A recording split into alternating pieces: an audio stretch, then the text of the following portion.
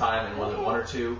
Well, I'll just, can I maybe remind you? Oh, that'd be great. Okay, so you told me that you were somewhat overwhelmed at everything that's going on in your life. You had mentioned that you are starting student teaching. Yes. So that must have started. Yes, it has started. Okay, so that, and then also your part-time job. Part-time job. And then your school. Right. Your schooling, and then you and I had discussed how stress relief. Sure. So things to do for yourself, because that was something that I thought too, is that you do all these things for all these people, and you need to do things for yourself. So that's something that I really would like to know how you've done on that this week. Taking care of yourself. So pretty good. I feel like we've actually started this week. Per our earlier conversation, I didn't get over and check out the little ambulance things, but I think I mentioned last week we have a gym at Hamlin that has all the weight. And so I work with a young man who is a student at U of O. He's one of the staffs of my program, and I messaged him like on Monday. I said, "Hey man, what do you think about working out after work?" And he said, "Yeah, I'm in." He said, "I'll bring my shorts and shirt tomorrow." So I had a workout buddy now. Great. So obviously we couldn't work out Tuesday. I had class, and I couldn't work out Monday because I also had class. But Wednesday, we worked out, and it was awesome, and we're going to be working out all next week. So how many days did you get to work out? Just Wednesday. Just Wednesday. But it felt good? It felt really good, and we've done some workouts, not really workouts, but I've worked outside for a couple days, Thursday and Friday. But Thursday and Friday were actually furlough days? Not furlough days, they were in teacher in service. I didn't have any time off. Oh. Because I do another program called Mad Duck Science Fridays where I take 25 kids down to the U of O on no school days. So I don't get long weekends. Wow. So there's no long weekends in my schedule. Something over top of what you even mentioned to me. I'm going to have to add something else to the list, man. Are you serious? Right, so this is, and so what we've had the last 2 days, we've had these 2 days off, and this is actually a really cool partnership. We work with the U of O, eWeb, LTD gives us free bus passes, and Tracktown Pizza gives us a really good deal on pizzas. And we're able to take 25 kids down to the U of O. We do work with grad students and undergrads and professors in the labs down there. Let's see, Thursday we did the chemistry of color where the kids were looking at light waves and reflection. And so it's supposed to be like something totally different than what they get during the school day. There's usually like 7 or 8 grad student volunteers and about, like I said, 25 students. So the ratio is really low. And they get a lot of one-on-one help and attention, and it's all hands-on, right? There might be a few minutes of like lecture or something, but how do you pick these kids? So you get 25 kids. And that was the hardest part, thinking about how we're going to recruit these students because we have such a limited space, and we didn't need, but we're taking these youth on the EMX down to campus, and then doing this program, and so we wanted to recruit youth that could handle themselves and represent our school well because we're and it's just me with the kids. We try to get some high school volunteers, but it's pretty hard. 25 kids? Yeah. Seriously? Yeah. We rarely have, I usually send out about 30 reminders, and I think Thursday I had 21 show up, and then Friday today I only had 13 or 14 show up.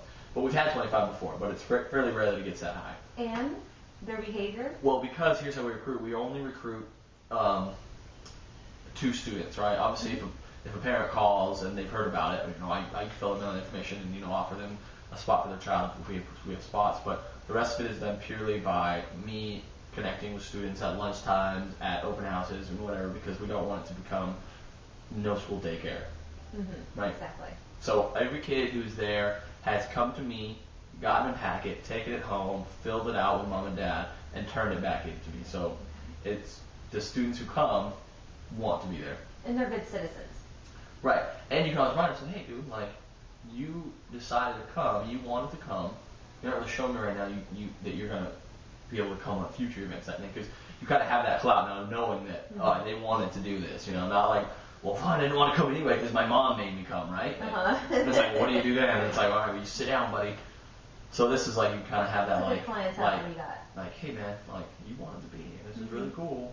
And, I have lots of other kids that want spots, so show me you can handle it. But that's pretty rare. And that usually works. I would That does imagine. usually work, yeah. Good. And it's pretty rare. I didn't have to do I didn't have to have that talk a single time this weekend. Because you have a great rapport with these kids, is what, you know. I believe that you said, you think you do, but I just know that you do. Yeah.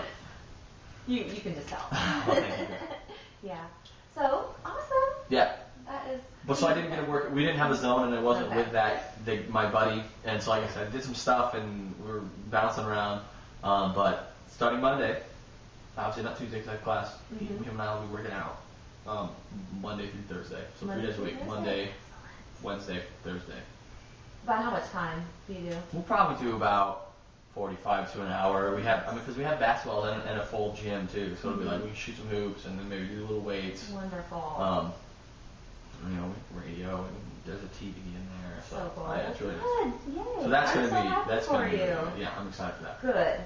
And you'll have a workout buddy. It's just so nice to have someone to motivate you like that. You need it. Yeah, absolutely. I couldn't do it without someone motivating me. So. Well, good. So that's what that was. Wonderful. I did Alright. take some action. You Right, did exactly. take some action. Good. So, I'm curious about your student teaching. It was awesome. So this week was a very interesting week because, I actually started. I have been observing, right? Because I've been doing a whole lot of hands-on stuff, and I've been observing now for a couple weeks, and kind of doing that EA role type where, kind of redirecting some of the kids or helping them out if they have questions, but no real. I don't want to say authority because the kids don't really respect, but no real position of power as far as like charge of anything, right? It was all of Miss Allen, nothing was on me. So you weren't required to go up there and teach a lesson? No lessons. Until all of a sudden, on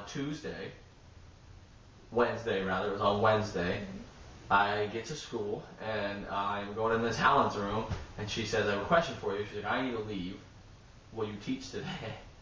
And I said, well, I'd love to. Which I was fine, I would love to. Sure, of course I'll teach today. But it was one of the things like, okay, no warning, that's cool. So she hands me, and we're taking a test in history, open book test. We're correcting the homework, and then taking an open book test. So that's fairly structured. Like, there's not a whole lot of ways to deviate from that. So that was an easy period, which is fine, whatever. So she had lesson plans for you? She did. Okay, so you didn't have to come up with anything? No, she had it all ready for me to go. And like I said, I've been there every day, so I know what we're doing. You knew it. And I know where each kid stands. And so then language arts was a fun one because we're actually doing essays on capital punishment and whether they think it's right or wrong. And so that was a nice free form time where students are working individually for a while, and then I paired them up and had them read each other their opinions, their statements so far, and then we stopped as a class and we talked about it, and then we're going to share their opinions out loud with the whole class if they wanted to, pros, cons, unsure, why are you unsure, why are you for it, that sort of stuff. And so that was really fun, and I really enjoyed it, and it was kind of a nice reaffirming thing for me, like because once we get done with this program, we are certified to sub at any level, and that's something obviously that I haven't been. And so it's not just a counseling thing, it's also, subbing at any classroom. And I think it's something I can do, something I enjoy doing, and might be something that could be really good for me as far as the relationships I've already built at Hamlin and with other teachers in the district since I've gone through Springfield Public Schools. So that's any level, so elementary, yeah, K through 12, yeah. And you've never had experience with... Plus counselor jobs. So that's a lot of open sub opportunities. And I haven't had any experience with the younger kids, the elementaries where I haven't really ever done it. So I will be doing one of my counseling practicums with elementary kids. Good. I'm excited. I don't know anything about elementary kids. You are. You're going to be great. Elementary kids are going to be fun. I don't know anything about it. I think so too. Tiny. I'm so big and you're not. Now, last week I thought you said you were doing a history. Yep, language arts and history. Oh, language arts too. Okay, I missed the language arts. Right, so it's 2 periods. So history, we're taking the test. Okay. And we always tie in our history or our language arts. We try to tie it into the history. So we're talking about the Bill of Rights, cruel and unusual punishment. So we're getting some writing down and talking about capital punishment and working those benchmarks in. Exactly. And the kids were into it too. I showed them some because they started, of course, instantly turns to serial killers or mass murders, right? And so they start talking about they've never seen. This is middle school, right? Yeah. Yeah, 8th graders too. They're 13 and 14. You're not surprised, are you? No, they're 13 and 14. And so they wanted to see some of that because we talked about some examples of people that had been, done these horrific things, like the Colorado, the Batman guy shooting, or the guy, which I had actually forgotten about this one. I which never made heard me, about that one. the one in Colorado with the guy went into the theater dressed as Bane and killed all the people at the Batman movie. Yeah. Oh yeah, horrible. And I forgot about this one, and it made me sad all over because then I looked at the story again. Was the one in Norway where that guy killed like 80 people on the island? I didn't even hear about that one. Okay, so it was like a couple of years ago, and there were high school students and teachers or something, and he went with like a semi-automatic and just, I mean, we're talking like almost in Norway. 100 people, yeah. Like 100 people. It was pretty big news, and I remember seeing it at the time, but of course it doesn't happen in the U.S. Our news doesn't cover it like it would, like it's like the Sandy Hook shooting or something. And then because, and this is something to talk about with the kids, because of Norway's laws, guy gets 15 years. 15 years ago, 80 people dead. And he was like, well, that's not right. And I said, well, but that's the law. I said, I know you might not think it's right, but Norway doesn't believe that, it's not on the books that they don't think killing another person is justified in any way, and that they don't have the right to take this guy's life. I don't understand why he's not in jail for the rest of his life. I don't really understand, but I know he got 15 years. And I was like, huh. Either good lawyers or a bad justice system. But yeah, I don't so really know. We were showing him pictures and looking up stories of that. I bet they really got into that. And they were probably able to go home and talk to their parents about things that they learned today, huh? Mr. Griffith told us about serial killers. Now they're scared to go anywhere. Great. It's a phone call. They're like, why are you scaring my kids? They're going to go to a movie again. No. No, they were into it. So that was really fun. And it was Good. one of those things where I went into it pretty nervous about it. And not nervous, but almost apprehensive. Not really nervous. Well, just because it's something they hadn't done yet, right? And I knew I could do it. And then I also knew that our vice principal was going to be popping in a couple times.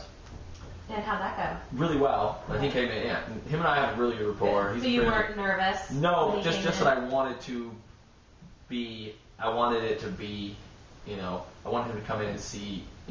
Engaged students. Me circuit. Like just doing a really good job as far as. And I'm sure that's what he saw. And I think it's what he saw. And so. I think it went really well. Good. So it wasn't nervous, it was really apprehensive. But then after it was over, I was kind of like, I almost had like a little rush of adrenaline, like I just got in a sport game or something. Yeah. Like, I can do this. Yeah, it made me feel really good about where I'm at, and so that was nice. Good, Paul. Yeah. Hey, wow, it sounds like things are going awesome for you. Well, then you have your school. Mm-hmm. How's that going? School's going really well. We're in a couple classes. We have an injury and appraisal class, and then we have this, I can't even think of it. Just the practicum, that's what it is. Just the practicum with Liz. And that's really nice. And we only meet once a month with our actual cohort for the practicum part of it, or the student teaching, I guess what you want to call it, practicum. And that's really good. But actually, I'm always looking at jobs, and people are sending me, ideas for jobs. You were telling me that. And so I got another job that I will be submitting an application tomorrow for, and this is one that if I get it, I will be stopping the program, but who knows, that's way down the road, and this is like a job that I'm sure there's going to be lots of people applying for, but it's running the student, or the summer enrichment programs for the U of O, so running like Spice Camp and all these like great camps they do for middle school and high schoolers where they actually come like stay at the dorms. And so it was like 0.5 FTE for like 9 months a year, and then for good pay. 3 months a year, it's $50 a year. What? Yeah. And they want a few years of program coordination, which I have. They want the experience. I got the Rotary, and I mean my main job right now is out of school time programs. I do the programs out there on a much bigger scale than what I do. But I also, because I do that Mad Duck thing, I also have the connection to U of O, and that's science and STEM. We'll bring in middle schools to campus, and so we partner with the head of the chemistry department and the head of the biology department, Mike and Shannon. And Mike and Shannon were there at Mad Duck today, and I told them, I said, hey, I'm applying for this job because we want to create like a science outreach drop-in center, almost like Who's we? The U of O does, and they were talking to me about it today because we do this outreach. Okay. They do this outreach with just Hamlin, right? Mm-hmm. But they want to make it like it's a permanent room. It's something where there's always something going on or something cool to come engage in. Do like consistently Thursday night program, something, right? That's kind of open to the community, like something where it's not just no school. I still do the no school Friday stuff for students, but then also try to do a more consistent and sustainable outreach program with more community partners. And we were talking about it. and that was really fun. And they both said, hey, put us down as references. So they're gonna go, cool. they're gonna go down as references, and so we'll see. That's one of the. I really like applying jobs too. I think that's kind of weird, but I love. Okay, good. Now, that was something because I had, watched the video of us, and I was writing down some things, and you got a lot going on, and that was one of the things is applying for jobs, and I was gonna ask you, do you find that stressful? No, I find it really fun because it's almost like buying a lottery ticket. Wow. Because you get to it keeps me updating my resume, and then you're gonna think about